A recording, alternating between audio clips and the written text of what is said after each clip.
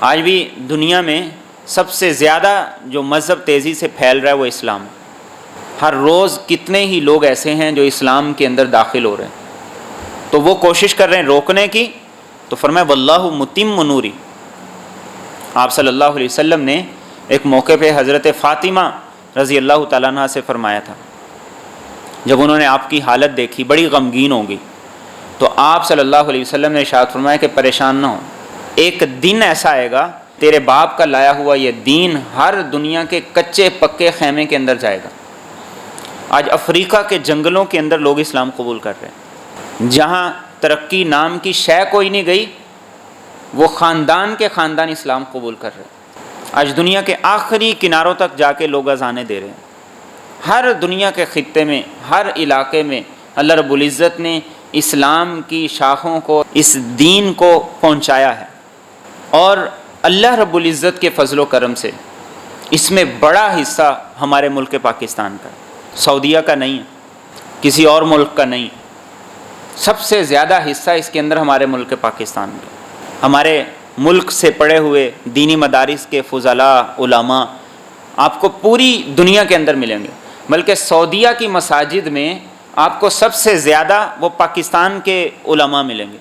پاکستان کے حفاظ ملیں گے جو وہاں امامت کے فرائض سر انجام دیتے ہیں، اور اس کے علاوہ یورپ تک ہر جگہ یہ پاکستان کے فضلاء،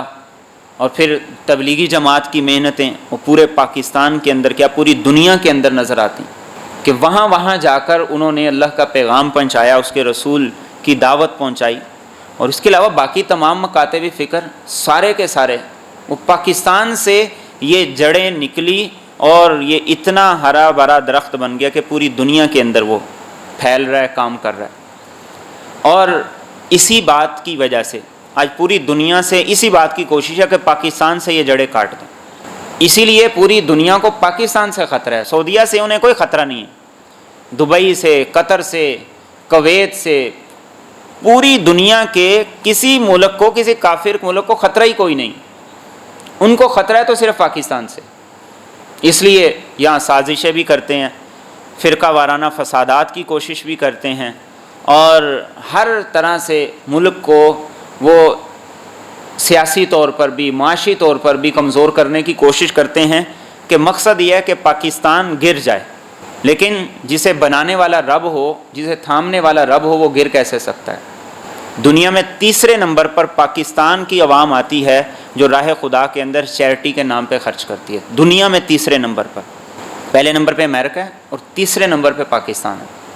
تو یہ اللہ رب العزت نے ہمیں بڑی خوبیاں عطا کی ہیں، ہم ان خوبیوں کی قدر کریں،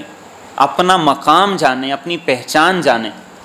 کہ ہمارے پاس آخر وہ کون سی چیز ہے کہ پوری دنیا ہمارے پیچھے لگی ہوئی ہے۔ اس مقام کو جس دن پہچان جائیں گے تو ہماری ترقی شروع ہو جائے۔